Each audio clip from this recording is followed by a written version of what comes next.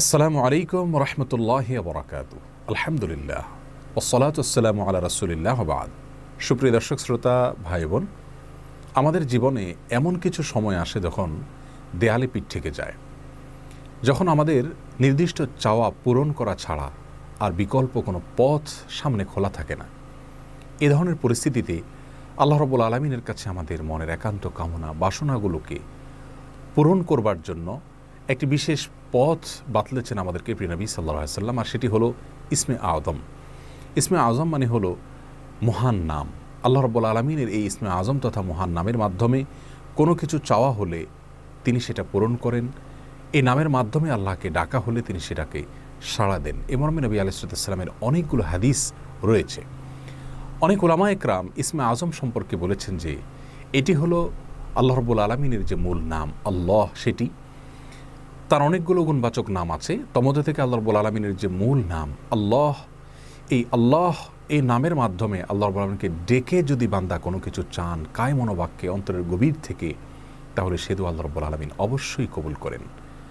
এজন্য কোনো কিছু আল্লাহ রাব্বুল আলামিনের কাছে চাওয়ার আগে যদি আল্লাহ বলে ডেকে ভালোবাসা থেকে, আস্থা থেকে, ভরসা থেকে, কায় মনোবাক্যে দীনতাহীনতার সাথে আল্লাহকে ডেকে যদি কেউ দোয়া করেন, তাহলে সে দোয়া আল্লাহ রাব্বুল আলামিন ফিরিয়ে দেন না। ইসমে আযম সম্পর্কে আরও নির্দিষ্ট করে আমরা নবী আলাইহিস সালামের যে হাদিসটি দেখতে পাই, সেটি তিরমিজিতে বর্ণিত হয়েছে, আরও বিভিন্ন হাদিসের কিতাবে বর্ণিত হয়েছে। সে হাদিস সম্পর্কে বিশ্ববিখ্যাত হাদিসবিদ হাফিজ ইবনে হাজার আল আসকালানী রাহিমাহুল্লাহ ফাতহুল বারীতে লিখেছেন যে ইসমে আযম সম্পর্কে সবচেয়ে বিশুদ্ধতম হাদিস হলো এটি। আর সেটি হলো এই যে বুরায়দা রাদিয়াল্লাহু আনহু বর্ণনা করেছেন, এক ব্যক্তি নামাজের মধ্যে একবার কিছু বাক্য বলে উঠলেন। নবী সাল্লাল্লাহু আলাইহি সাল্লাম তার কথাগুলো শুনলেন। তিনি বলে উঠলেন, আল্লাহুম্মা ইন্নী আসআলুকা বিআন্নী আশহাদু আন্নাকা আনতাল্লাহ লা ইলাহা ইল্লা আনত আল আহাদুস সামাদ আল্লাযী লাম ইয়ালিদ ওয়া লাম ইউলাদ ওয়া লাম ইয়াকুল লাহু কুফুয়ান আহাদ। তার মুখে এই বাক্যগুলো শুনে নবী আলাইহিস সালাম বলেছেন, নিশ্চয়ই এই লোকটি ইসমে আযম পাঠ করেছে। ইসমে আযমের মাধ্যমে আল্লাহ রাব্বুল আলামিনের কাছে কোনো কিছু চাওয়া হলে তিনি সেটা ফিরিয়ে দেন না। এর মাধ্যমে আল্লাহকে ডাকলে তিনি অবশ্যই তাতে সাড়া দেন। এই হাদিসের ভিত্তিতে অনেক মুহাদ্দিসিন ইকরাম বলেছেন এটি হলো সেই দোয়া যেটাকে ইসমে আযম বলা হয়, যার মাধ্যমে এটি পাঠ করার পর আল্লাহর কাছে কোনো কিছু পেশ করলে সেটাকে অবশ্যই আল্লাহ তাআলা পূরণ করেন। মনের যে কোনো ভালো আশা আল্লাহ তাআলা পূরণ করে থাকেন।